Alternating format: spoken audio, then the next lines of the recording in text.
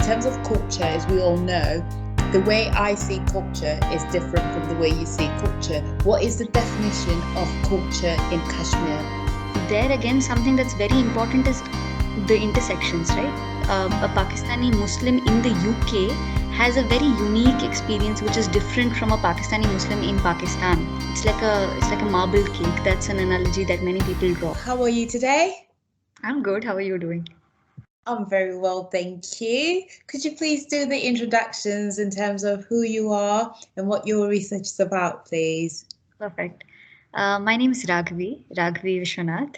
I am Indian by origin. I did my primary degree in law and arts in India. And then I moved out to Oxford, where I did my first master's degree, also in law, but in international law now. I did another master's degree at the Leiden Law School, also in international law. And now I'm a PhD researcher at the European University Insitute in Florence, where I'm doing a project on international human rights law. Okay, brilliant. Can I just say I want to be you, right? Because you've done law everywhere. I'm just like, wow. I mean, I only did employment law and I was like, whoo, over my head. What is this? So I admire you. That is excellent. In terms of what you've done, it's an amazing achievement to go from, university to university doing international and national law. So that is amazing. So in terms of your research then, could you please just take me through in terms of what you're looking at this moment in time? Right, sure. So my doctoral project is currently tentatively titled Re-articulating Cultural Rights Using Global South Epistemologies. And although that sounds very fancy, the heart of the project really is the fact that there are many communities in the global south, and I'm looking at Asia, I'm looking at Asian sites, where you see that the way that they understand their culture, the way that they understand their cultural rights, the way that they articulate their cultural rights, these ways are not captured sufficiently by international legal protections, which you find in certain instruments. And this exercise is, at least it hopes to find a way in which all of these sorts of knowledge productions can be transported to international law discourse. Because it's not like these communities don't want rights in international law, just that there's such a distance between the way they imagine their cultures and the way that international law understands cultures. So the project tries to bridge that gap. Okay, so if you're bridging the gap and you said you're looking at Asia, I mean, Asia is a big place. Are you looking at a region specifically, or are you going to be looking at the whole part in terms of Asia? Because there's a lot of tribes and there's a lot of cultures, religion, etc. I'm already like, wow. So where are you focusing? Right. So as of now, the plan is to look at Kashmir. Kashmir is, of course, it's been a site of historical dispute between India and Pakistan. And more importantly for the project, Kashmir represents a counterfactual in that whatever analytical frames that you see in international law, whether it is to expect a community to identify as a group or identify as indigenous, Kashmiri Muslims in particular, they defy all of those. They subvert all of those analytical frames. So I hope to be looking at Kashmiri Muslims. And the reason that I was so keen on Asia is mainly because of this diversity. Just that there's so much diversity in Asia, it becomes difficult for you to have one monolithic bracket using which you can describe cultural identity. And that's something that just by itself does not sit well with international law. So right, I'm really excited in my head right now. So I'm thinking Kashmir, is it Kashmir or Kashmir? Kashmir, right. Okay, Kashmir. So if I'm looking at that part of the world, I know that you've got a lot of indigenous groups within that part of the world. Now, in terms of culture, as we all know, the way I see culture is different from the way you see culture. What is the definition of culture in Kashmir? Right. So that is what the PhD hopes to find. And so if you look at how international law understands culture, you already see that it's loose. it's vague to some extent. International law defines culture as a way of life, a set of freedoms. Cultural rights are a set of freedoms using which a community can express and develop its worldview, its history, its way of life. But like I said, you see that the way Kashmiri Muslims, and again, like you said, it can be multiple ways. The ways in which they describe their culture, it doesn't necessarily align with international legal definitions of culture. And a lot of that is because of the grammar that communities like Kashmiri Muslims use to define their culture. Because if you see international law, they expect culture to be something that gives quantifiable benefits, something that's really central to a group's existence. Say there's a group that engages in subsistence farming or subsistence fishing, and that is really what the survival of the group depends on. But to Kashmiri Muslims and also to communities elsewhere in similar sites, it's not just a subsistence activity that qualifies as culture. It's also the ability to speak together. It's also the ability to meet together, or the ability to, say, use a site for burials or circumcisions. These are ceremonies, these are symbolic occurrences which are not so material, but they are very significant for their cultural identity. Okay, so based on understanding and knowledge and through research and having conversations with people from Pakistan who are Muslim, I've come to learn that even if they are in the UK, that's where I'm based, some of them, they still honor, for example, Eid and, fasting based on when the sun sets in Pakistan, not here entirely in the UK. So now to focus my question, I'm guessing that's the same debate that you have in Kashmir in terms of the Muslims that recognize themselves as being more left or more right. You still have those debates and they're in different parts in terms of villages. Is that the case, or am I just going off on a whim here?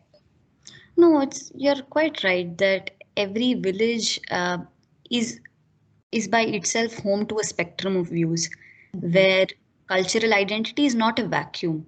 Cultural identity is couched against a backdrop of violence, structural violence by the state.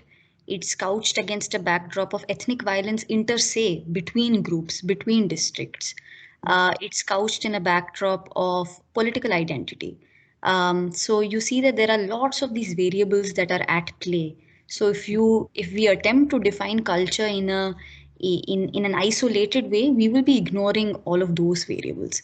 And if we were to go back to your example, when you said, oh, if you speak to a Muslim, Pakistani Muslim who's in the UK, they still look at frames that they would in their home state, not so much where they stay. But there again, something that's very important is the intersections, right? A Pakistani Muslim in the UK has a very unique experience, which is different from a Pakistani Muslim in Pakistan or a Pakistani Muslim in the Netherlands, right? So every circle, it's like a marble cake. That's an analogy that many people draw, where you have an identity with which you start, and then you layer up, and every layer has conversations with each other.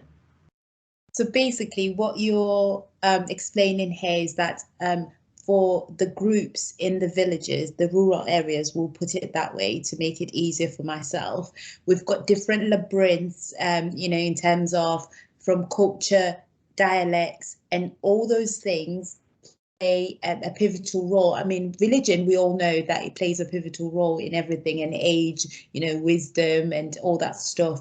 But in terms of your research specifically, the dialects, they do drive most of your work in terms of your research. Is that correct in me saying so? Correct, absolutely. So I think I hope to explain this in more detail in the PhD. A big problem that I see with the way that the international framework is structured is that it imposes certain vernaculars on people who come to those forums with complaints. And the vernaculars it does impose, they end up being colonial vernaculars. Yeah. And for groups like Kashmiri Muslims, it is the language and the speaking of their language which is the only forum in which using which they can articulate their cultural identity. So if you impose an English or a Spanish on a Kashmiri Muslim petitioner, then that is already not doing justice to them articulating their cultural experience. So it's not like language is just a medium. Language is a component of the culture itself. It's a carrier of the culture more than a medium. Okay, so in terms of throwing in a curveball there, do we then have castes in terms of subsections, the light Pakistanis from that area, and then you've got the dark ones and then the dark Indians? Do we have those subgroups? Is that what you're finding in your research, or does that not play a key role in terms of your research at this moment in time? Yeah, I do think that the subgroups matter. More, I think less because of the origin of the subgroup, but more because of how they are socially placed now. Like for instance, Kashmir is Muslim majority, but Islam is a minority religion otherwise in India. And that dynamic has a big role to play in the way in which Kashmiri Muslims articulate their culture. Similarly, if you were to speak to people who practice the Hindu religion in India, like you say, we have a caste structure, so everybody's everybody's slotted into certain groups by birth. They are involuntarily assigned, but they are labels assigned at birth. Now, it's not so much about the fact that the label comes from a certain place and you get the label that determines how you articulate culture, but just that because you belong to these labels, there's a social conditioning that comes with it. And that social conditioning really influences how you articulate your culture. So the research does hope to flesh out those differences as well. Okay, so now going back to the law, I know that we've got human rights and it's got subsections in there, like you said. Is it based on your research or the instrument in terms of the tool that you're using? Are you starting to identify that the human rights law is not fit for purpose when it comes to certain groups that are seen as indigenous through wars and through colonization that have been pushed out because they don't fit into what we know as the norm? For example, like you've said, in India, we've got so many subgroups in terms of religion. And we know that the north of India, that this group comes from there, the south of India. We even know where the best tea comes from, just based on on education in that sense. So is that what you're starting to realize, that the human rights law or the tool or the framework that was developed to ensure that we have freedom is actually not fit for purpose? Yeah, I think this critique of human rights law has existed for some time. The fact that you see that human rights law traditionally excluded many groups. And the logics that were used were logics of biology. So a common thing that you would see would be that, there are certain communities, there are certain regions from which people are not even fit to contribute to the international law project. And that's why, and those people belong to colonies, right? At the same time, you had a logic of improvement where they would say, look, the reason we are doing this on your behalf is so that you can emulate our qualities. But that again reinforces the hierarchy, that there are a certain group of people who are competent to set out these norms of international law, but there are also the same group of people who are competent to hold and enjoy these rights in international law. And there is a part of the world that does not belong to the international law project. And this is a critique that's long-standing, that the fact that international law, human rights law has been very Eurocentric. But what we are moving towards now, we see that international law is gradually beginning to recognize protections for indigenous peoples or protections for minorities. But what's happening then is that although we have come to a place where we recognize the protection, we are not examining what metrics we use to grant that protection. So if we are giving rights to indigenous peoples, giving may be wrong, we are recognizing that indigenous peoples have these rights, but the way we define indigenous peoples comes from a Eurocentric vocabulary, in which case that the exclusion continues, it persists. because we are not listening to how indigenous peoples want to define themselves. We've inherited a definition of indigenous peoples, and we've imposed that definition on them to say, if you fit within these criteria, you get protection. But that's again not being that's not really doing justice to the fact that they are all worthy right holders. And I guess my project also forms part of this more derivative version of critique. Okay, so now I'm thinking, if I had 10 kids and I gave them human rights, my house is going to be chaos, like literally, because everybody has a section in there. So therefore, it will never work in my favor in terms of peace.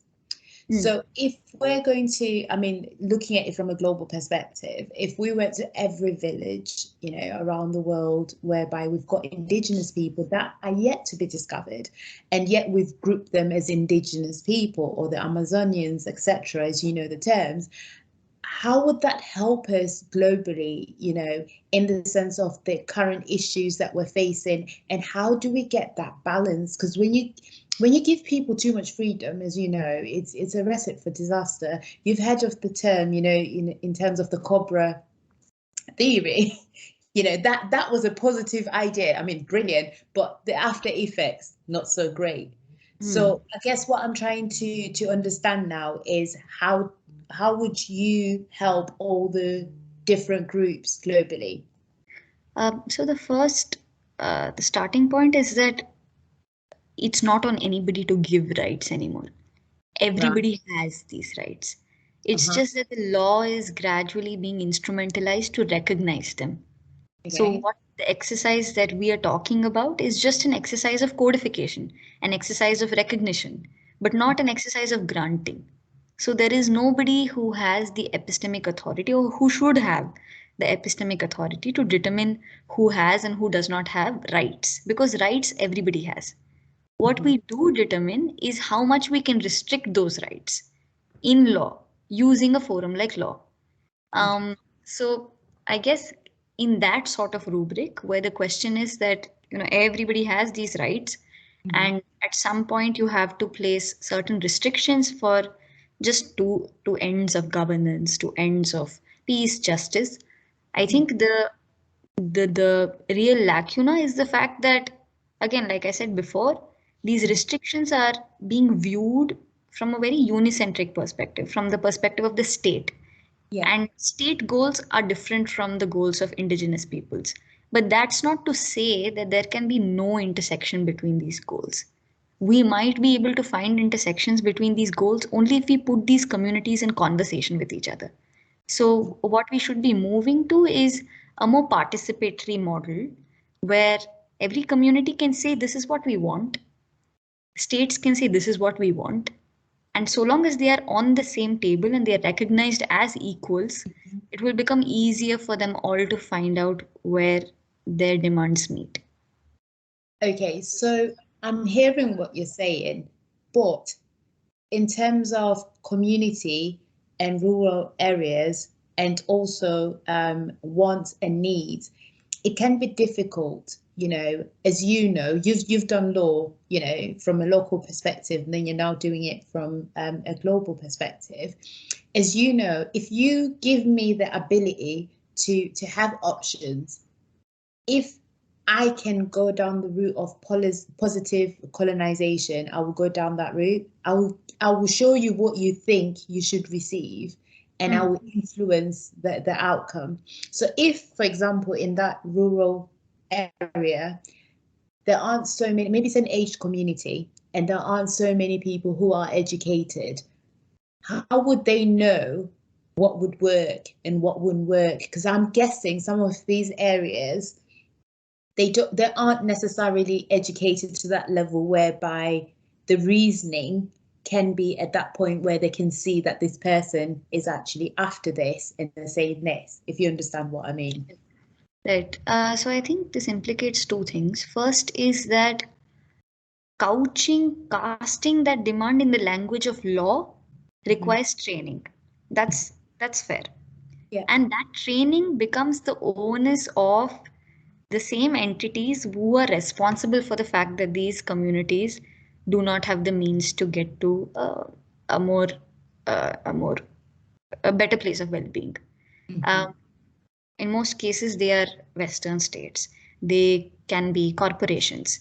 And all of these entities are quite instrumental in the fact that you have such a divide between the poor and the rich. So it becomes the onus of these entities who are now increasingly taking up governance positions to ensure that there is enough training for communities to be able to articulate their demands in the language of law. The second thing is that I think that's all the training needs to do. The training doesn't need to go so far as to school someone on what their demand should be, because I think that everybody knows, that these communities know because of their lived experience. They have seen 100 years now of colonization and post-colonization structural violence. So they are very aware of what demands are feasible, what demands are not feasible. What they don't know is just how to translate them into legal language. That's the second thing. And the third thing is that this gap that we see in terms of a community which hopes to be an ultimate beneficiary, and a state or corporation or an entity in that position, we have a network of intermediaries there. We have civil society, we have experts, we have NGOs, we have academics, we have practitioners. So we have lots of people who fill that gulf between the communities and the states. It's just that all of these intermediaries need to be trained to understand that you don't need to replace the voice of the community. You just need to carry the voice forward to the state. Okay, I understand what you're saying, but you've just rightly touched on NGOs. I mean, based on understanding, as we all know, NGOs are there to aid and give a voice to people without a voice. But is that the actual reality? Because then I'm now thinking, in terms of Kashmir, do they actually enable the indigenous people there to have a voice? Like you said, training somebody doesn't mean that they'll execute it 100%. It's like taking a cow to drink some water. It will go in, it will come out wet, and it wouldn't actually necessarily drink the water. How do we guarantee that, those villagers, they have sufficient information and that they can actually act on it? Are there tools in place? Because training, to me, I've been trained to ride a bike. Do I ride a bike? No. Right. I think the worry is very, very valid, that NGOs are not always going to give correct training. I think more than I think it's not like NGOs don't have the ability to. It's just that NGOs then become absorbed in their own interests. NGOs are also funded by states. NGOs also have their own agendas that they want to drive forward. And that shows you the fact that you need a loop of accountability. Communities need to have accountability with the NGO. States also need to have accountability with the NGO. Likewise, NGOs need accountability on both directions. What happens now is that states hope to have accountability with the NGO, and then it stops. There is no loop that continues on higher levels, or there's no feedback from the higher level to the NGO. So it's almost like every entity is working in an ecosystem of its own with no real coordination. So nobody has a mechanism to check what training the NGO gives, a mechanism to check if that training is being received well, it's being reciprocated. And like I said before, a participatory model can ensure that, because villages, like you see otherwise, they have great ability for self-sufficiency. They have a great ability for self-governance, which they do in many aspects of regulation. They are completely self-administered. And it's that same potential that you can harness even for regional, supranational, global conversations. It's just that you need to require all entities to be reflexive and to be honest about their own positionalities. Well, in terms of honesty and trust, as we know, well, I can't assume, but as we know, it is difficult to be 100%. Of course. Even if you're an NGO, as you've mentioned there. So how do we then ensure that these different villages, they're not violated in terms of trust, because they believe that they are getting the help, and the help is not really 100% transparent, so they end up at a loss. How is your work going to ensure that they get the, you know, the 100% truth, to ensure that they can move forward and be participating global citizens just as everybody else globally? Right. I think it's a valid concern, of course, that you need to be able to assure communities like these that they are going to be able to get access at those international platforms. And what my project tries to do is not to make a case for more interlocutors. I am going to be an interlocutor myself, where I try to speak to these communities, tell them there is a value in international law discourse. But I think the idea is to encourage communities to bridge that gap themselves. So tell them that there are ways, and that international law is looking for ways for them to contribute to that point of first instance, contribute to the point where they also help determine what are the modalities of participation. They also help determine what are the modalities of these rights. And there are forums where you see that this is done well. Like, for instance, there is a permanent forum for indigenous peoples, which is also a UN body, where you see that on a regular basis, whenever they have meetings in Geneva, they bring indigenous representatives and they give them the mic and say, speak in your own vernaculars, but tell us what your issues are, what your human rights grievances are. And that sort of effort has great symbolism, because then it shows members of an indigenous community that that forum is not too far away. They don't really need to rely on the NGO. And at the same time, it tells them that, okay, if I have access to the forum directly, I also have access to checks and balances from the forum on an NGO. So I think the first step we need to take is to steer more of these symbolic interventions, bring communities to those international platforms directly, get them to speak in their voice, and get them to appreciate that those forums are for them. They are not meant to be reached vicariously. They can be reached at first instance.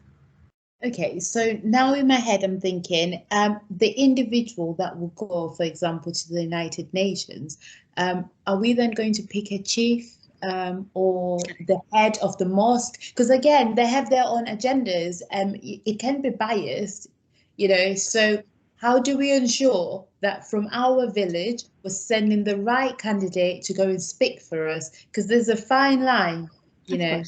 So how is your work going to ensure that the voice that goes to speak for the crowd is the right voice? Right. That's a very important question. And we see that these sorts of internal hegemonic dynamics are often ignored. In most international interventions, for instance, a very important intervention to talk about is the Rohingya, the genocide, alleged genocide of the Rohingyas. And we, of course, had a case that was brought to the International Court of Justice by the Gambia on behalf of the Rohingyas. And there as well, you see it had a huge symbolic impact, where you had certain Rohingya activists who were within the chambers of the court when the arguments were being made, when the decision was given. You had lots of Rohingya members outside the court who were holding up protest symbols. It was a monumentous thing for the world. But if you zoom into the dynamics of who was inside the court, who was outside the court, who wasn't there, you realize that, for instance, Hindu Rohingyas just did not find a voice. They did not even see recognition of their victimhood in the arguments that were made. Similarly, it was diaspora Rohingya activists who were inside the court. It was not people from Cox's Bazar camps who were given the opportunity. So, in many ways, although their victimhood was recognized, a very elite group of Rohingyas had that chance. And it's important for us to break through that. And I think, again, I am only going to be able to speak on theory now because the project is still in the works. And by that, I mean the broader project also is just still in the works. But I think that it's very important to apply a lens of counter hegemony, where you say that just like you do in affirmative action, for example, where you say that the first right to speak, or the largest, if I can use that word, largest right to speak should rest with the person who has seen the maximum injury. So that way the onus, the right of first speech is always going to come from a genuine, honest place of victimhood. If you leave it to any other, if you don't do that, then naturally power dynamics are going to come into play, whether it's at the village level, at the NGO level, supranational level, international level. Power hegemony is going to dictate all of these choices unless we put on stone that this right of first speech has to rest with the people who have seen the maximum injury. That's how a counter hegemonic lens has to work. But, I understand that you're speaking from theory, but just based on observation from a global perspective, I mean, if we look at Burma, the voice that's speaking for the people in Burma is somebody that's gone abroad and come back in. Correct. Even though she's facing prison, not to mention names, it is somebody, that has left the country. And then to go to this name I'll mention because, it's now a historical learning, which is Gandhi. He too left the country and then came back in. It is quite difficult to get somebody from that village to speak for the people because those who've left, they feel they have something to fight for, even though they're not experiencing anything every day, but they overtake and overpower the small voice that doesn't know what it looks like on the other side. And they will allow this person or individual to speak for them because they feel they have experiences, they've gone out and come back. And that is the danger. And to work on an instrument that could overcome that, I feel it's going to be difficult. Look at North Korea, for example. How many have left and they're speaking on North Korea? It's true. I think that, at least for me, I don't think that the act of getting access to resources elsewhere is the problem. The act of coming back with those resources and usurping the power of those who didn't have those resources is the problem. So that resource dynamic, like I said, it's going to be difficult to make sure that this doesn't happen just because of the assumed superiority that someone has when they say, look, I went abroad, I got access to these skills, I got access to education, I got access to certain networks, I'm going to do good for you. Or I should be the anointed ones to speak, I should be the mouthpiece for this community. It's difficult intuitively to displace that. But I think that the job of fact finders, academics, people on the ground is to show that there are just too many other victims whose perspectives you are not going to be able to represent. So if we center ourselves on this idea of there being only one mouthpiece for one community, we are going to land ourselves in a position where we see these power conflicts. If we move towards a forum, a model where you have various mouthpieces for every community, that makes space for even people like them, because I'm sure there's a value you get from listening to a Gandhi. Like, I'm sure Gandhi brings a certain skill set with him, but it's just that skill set is not comparable to a Dalit whose lived experience is different, who's going to bring a completely different value to the victimhood case. So I think that first we break out from the shackle of I can have only one Rohingya activist for the Rohingyas. We adjust ourselves to the fact that you can have 5,000 people speaking for the Rohingyas, because even that may not be enough for the sort of persecution they've seen. So I guess once we start moving towards that, there are more opportunities for us to say, pick out that Hindu woman Rohingya who nobody else is speaking for. Give her a mic as well. Okay, so you've touched on what I was going to move on to next, is the dynamics for women and children in Kashmir. Do they have the same opportunities as men, and can they voice themselves outside, because if they are Muslim, I know that there are guidelines. I'm not saying I know all the guidelines in terms of what women can do and cannot do, but now I'm just trying to think of their voice. Do they have a voice in society or in the community, in that sense? Right. Again, I must also be open about the fact that I'm a practicing Hindu, and I'm also an upper caste woman in India. So there is a lot of conflict in positionality when I undertake a research project like this. So I guess it's important to be frank about my own where I'm coming from. And speaking of the ability of women and children to speak. Now, it's true that not so much because of a function of religion, but because of a function of being in an Asian cultural, social setting.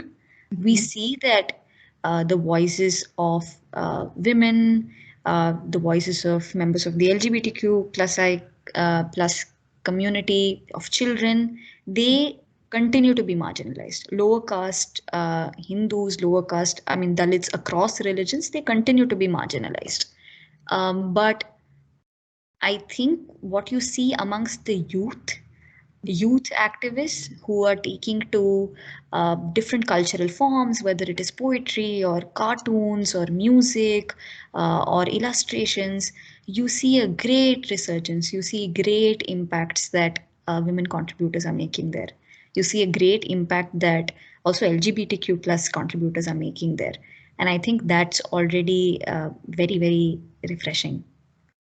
And I guess that's brilliant to hear, but then they don't have the voice where it matters. And, you know, as a Black woman, I know that there was a massive fight to try and get us to have a vote.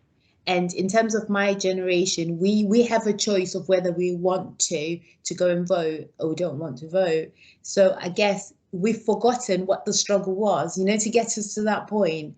And I'm now trying to understand from your perspective what you've said. And yes, they have these forums, but it's not where it should be. They're not playing on a level playing field. They're just opening the little doors. And to me, that's a concern. How is your research going to give them, you know, the key to open the door so that they can sit in there and be able to articulate themselves in their own vernacular as a woman who's going through all these challenges in this rural village, and to have that opportunity, whether it's a small voice or a big voice, loud voice, but, you know, so they can articulate themselves.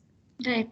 I think that on an individual level, what I do hope to do is to speak to as many marginalized members of the communities that I will study as possible. I think that the idea of the project is absolutely to give them a forum to speak in their own voice, at least here. And then hopefully, because of the impact or whatever impact the project has, to find more important forums where these same voices can find another seat, another mic. But I think this project, and I am not being pessimistic, I'm just being realistic. I do think that this project is one step in what should be a series of steps that the Indian state, like at a state level, we have to take to ensure that women, marginalized, whether it's the LGBTQ plus or the Dalits, find more forums to speak openly. There is just too much stigma still. Even if we see that legal protections are moving ahead wherever they are, there's just still too much stigmatization that members of these communities face whenever they speak. And that sort of stigmatization is difficult to live with. For so many members of communities which are still invisibilized, communities where the public eye hasn't really permeated yet, their struggles we don't even know about.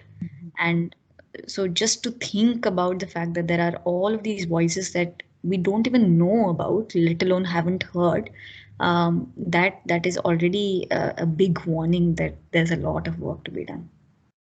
No, I fully comprehend and I get what you're saying. So now looking at the LGBTQ community, which you've touched on, in terms of them getting a voice as well, do we have representatives who've left the country who are sitting in for them at this moment in time, or is that still missing in action?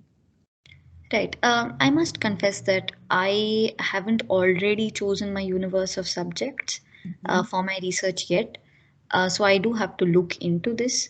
Yeah. But more broadly speaking, I think that it's definitely been easier for um, women, LGBTQ plus members of these communities to exit the country and find mics to speak, because that gives, I guess, all of us, and I speak for myself as well, it gives all of us a sense of security that we are not going to be able to get if we are in the lion's den and critiquing the lion. So the distance is helpful, and distance is also empowering. So you do see, at least I've seen those trends, at least in the way that South Asian women leave their homes in search of education, leave their homes to carry out these otherwise very brave projects. And I reckon that we see similar trends also with members of the LGBTQ plus community. Yeah, I mean, I have to say, from me and you, we commend anyone that has a voice and can speak outward for their community. Somebody who's seen the trials and tribulations that come with having a voice as well. You know that you're not safe, yet you still continue to have a voice. So we commend you for what you're doing. So moving on to your methodology. Oh, I've got the word right today. Yes. So, you've mentioned, I mean, this stuck to me. It's Ngugi's words. Did I say that right? So how do I say it right? Let's get that right first. I think it's Ngugi. Yeah, Ngugi, that's it. Right. I've got it right now. What is that? So he's a scholar, he's an African scholar who's done a lot of work on epistemology. And he's one amongst many scholars who've advocated for the fact that you shouldn't have just one knowledge provider. You should have a space where a universe of knowledges exist together. And the sort of project that he pushes for, he encourages, is where we recenter all of this knowledge discourse, using the voices that didn't have an opportunity to be heard before. And it's only if we place them at the epicenter of the exercise can we unearth as many suppressed voices as possible. And I guess this project is also another effort to do that. So in terms of, now I'm trying to see why you would opt to choose that from him, because I'm trying to understand in terms of if he's from Kenya, what his struggles are and how does that interlink with your research? Was there any thought process behind that? Right. So his work, also the works of the other epistemology scholars that I've cited, are not so much centered in Kenya. Yeah. He's, like I said before, all of them advocate on a more abstract theoretical level exercises like these where you recognize the same value of all knowledges, as opposed to certain knowledges which come from Europe are more important than knowledges which come from Kashmir. And what you do, and the how you do this, is to allow Kashmiri Muslims to say this is our knowledge, and allow the others to look at the value, look at how much it enriches their knowledge as well.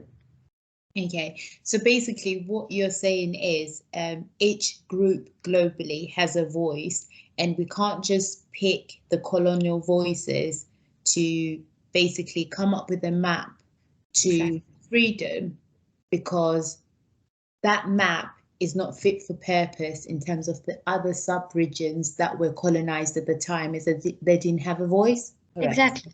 And you see this not just in international law, you see this in more abstract ideas also, such as ethnicity.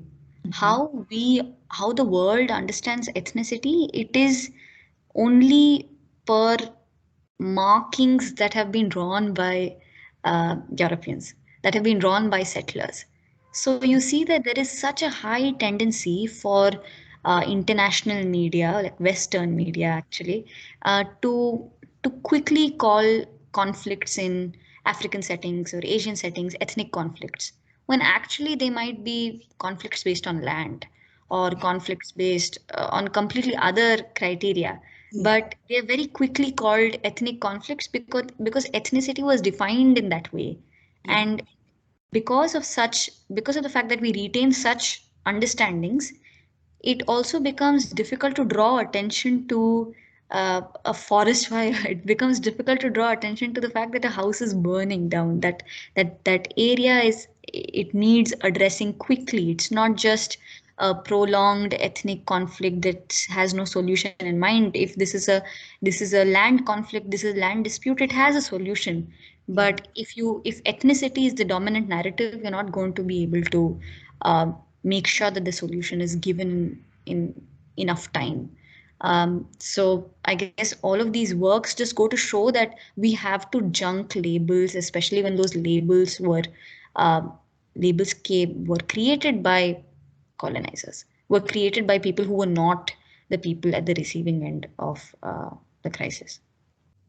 My understanding of what you're saying in terms of education and what I'm learning from you is that basically even the Oxford Dictionary is not fit for purpose now, because if ethnicity is defined a certain way based on 1972 and the first person to write about it, I'm just making this up, this is not accurate, Charles Dickinson, he's never lived in Asia, he's never lived in Africa, so therefore, or South America or North America, so therefore how can he define ethnicity in the right manner, because it's only based on rural England rather than from a global perspective.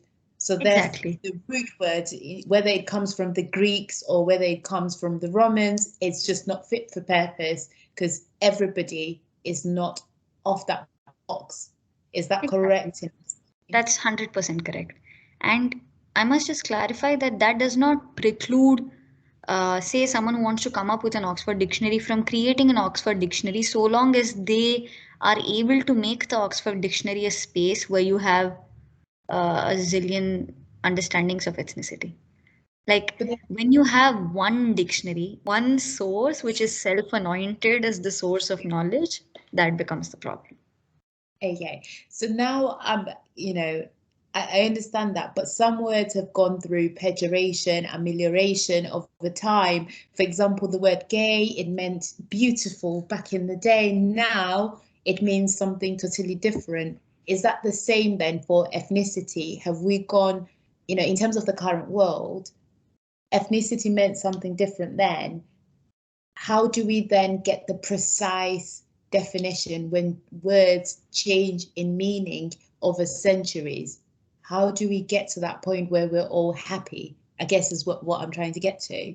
Yeah. But to turn your question on your head, the problem is that we are chasing fixedness. We are chasing a timelessness of our understanding of ethnicity. We are chasing a fixed, knowable definition of something.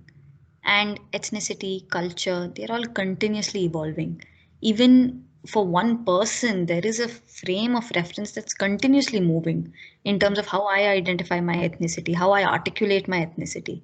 And when we restrict ourselves, when we confine ourselves to firstly a written version, a written definition, secondly a definition, and thirdly a fixed definition, then that is showing the door to various types of expression. Yeah. That is completely leaving no room for the flux that is so inherent in identity labels like ethnicity. Okay, so now to flip that over to you again, I'm an employer and I've put in there tick whether you're, Asian, Kashmir, or Asian, Bangladeshi, or black, Pakistani, or white Pakistani, right? So those are Right. my boxes. Would you say that's now void? Because then it's boxing people, because we never have an option to say you're indigenous, but we have the other. Correct. Anyway. That's your answer.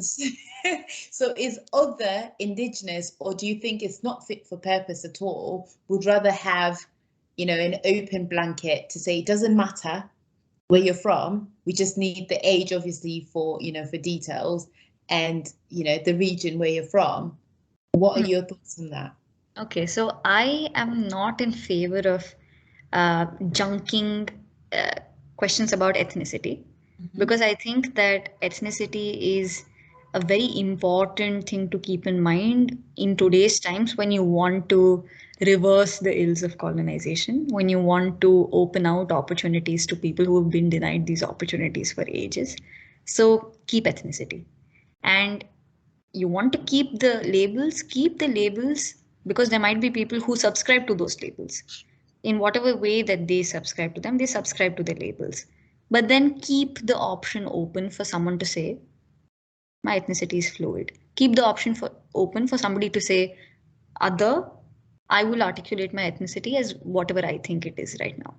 And keep also the option for people to keep changing this. So it's not like you can have ethnicity only at the time of entry and that's all that matters to you.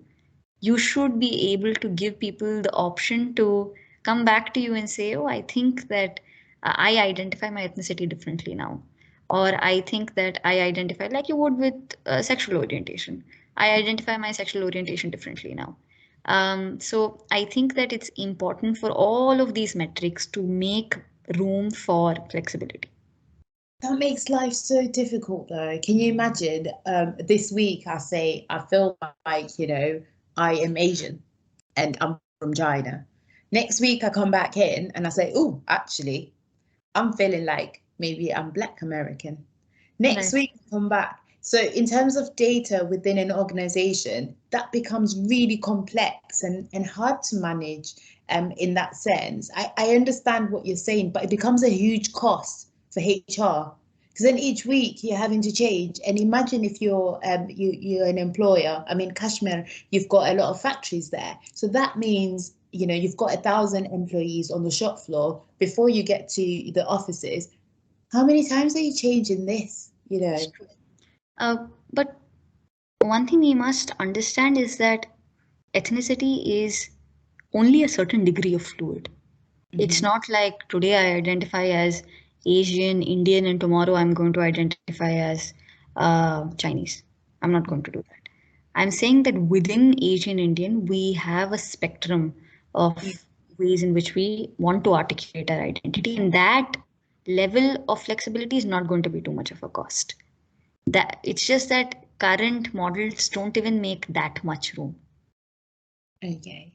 No, I understand what you're saying, but I'm still finding it difficult because then if we have to do a census, in terms of Kashmir, and everybody's changing which groups they think they belong in, the data is not going to be accurate. We can't, in terms of the trends, we can't see if, for example, we have a group that we think, okay, they're declining, and then they're changing and swapping around. We can't maintain that. We can't come up with strategies in terms of what can we do to ensure that this group doesn't decline. It's got an aging group, the young people, we don't have a lot of young people. What do? We can't come up with instruments to help that group in particular. So I guess that's where I am in terms of challenge, because I'm like, it's great to give us the liberty and the freedom. I mean, I love freedom, but we need governance and restriction. I guess that's where I'm coming from.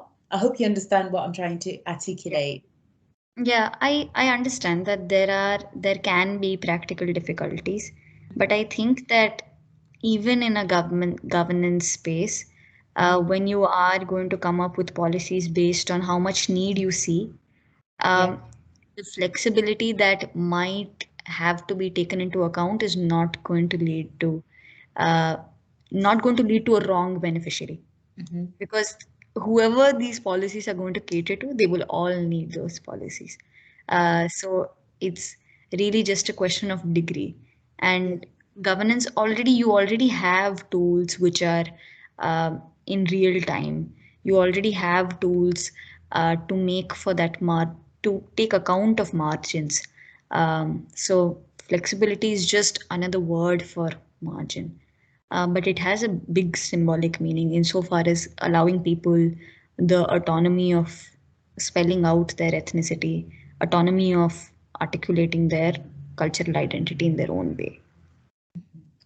I understand, and I guess I'm looking at from a governance perspective that we do need that governance, and I understand because obviously you know what's going on in those regions, and we've touched on a lot of things today in regards to immediate issues, the moderators, in terms of variables there. We've touched on a lot of things, and I guess I would want to do this research if I knew that these were the key challenges that they're facing. So I can see a gap in the market, but that's what I look for in terms of this. So I guess I can see why you want to help the community as well. So, which is brilliant. Kudos to you. I guess what I'm going to touch on now is the fact that, you've received so many gold medals. What advice would you give somebody who wants to walk in your shoes, basically, currently and future? Right. Firstly, do get in touch with me. I guess it is an onus on anybody who gets access to opportunities in whatever way to pass the chain forward.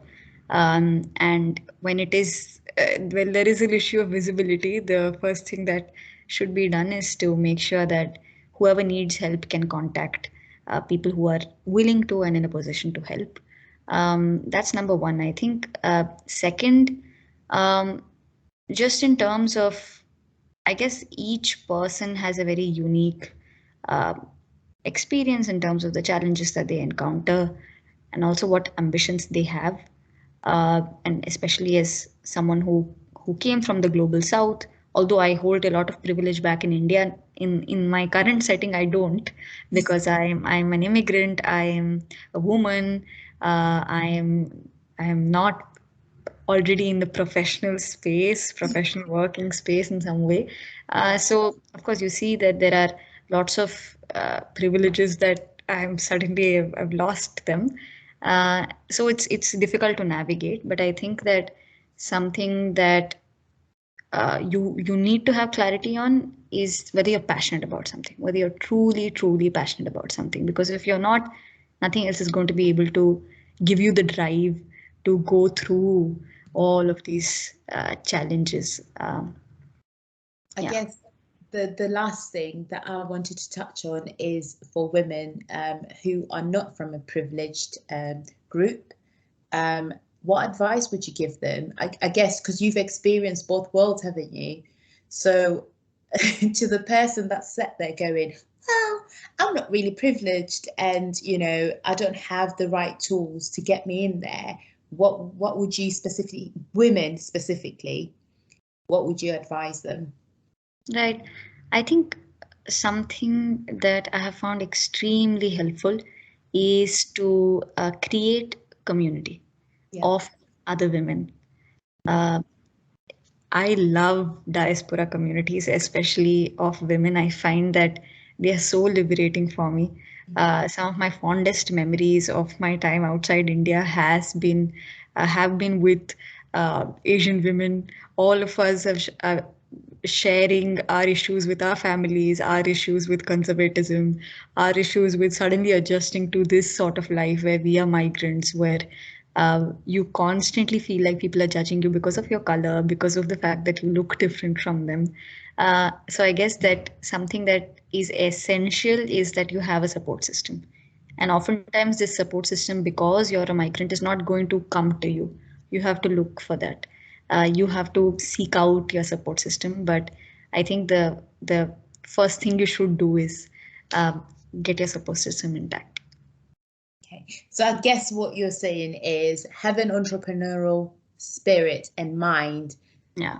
Then you go out there, you find what you need, you bring it to yourself and you maintain it.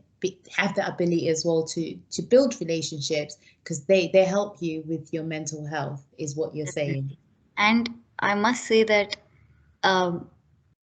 when we are in our home countries, there is just this sense of sometimes lethargy or complacency that comes into you, where you feel like it's okay, I'm in a familiar space. Even if I don't speak up right now, I will be fine. Because I'm surrounded by family, I'm surrounded by people I've known forever. But when you're outside, the onus on educating someone about what you find offensive or what you find insensitive becomes far higher. You just cannot let yourself stay silent the second time, the third time. You have to speak up. And as much as it is difficult, as much as you think that there might be repercussions, know that every time you speak up, somebody else is saved from a similar trauma. So please grab that mic and speak up when you have the chance. Okay, so thank you so much for your time today. And I guess those are the most heartwarming words to say, you know, which we've touched on, to say when you're out there, you have the mic, speak up, because you're helping not just one person, but a lot of people who are going through the same thing, but they're quite nervous or they don't have the confidence, you know, to open their mouths to speak. So, which is brilliant. So thank you so much for your wise words, and hopefully we'll see you for a part 2 once, you know, everything's in place and we can discuss further, because this was very insightful. And I'm looking forward to learning more in terms of the discourse structure in Kashmir and where we are with vernacular languages from the subgroups and where they're going in terms of future. So brilliant. Thank you very much. I really enjoyed this conversation. Thank you. You're welcome. Bye.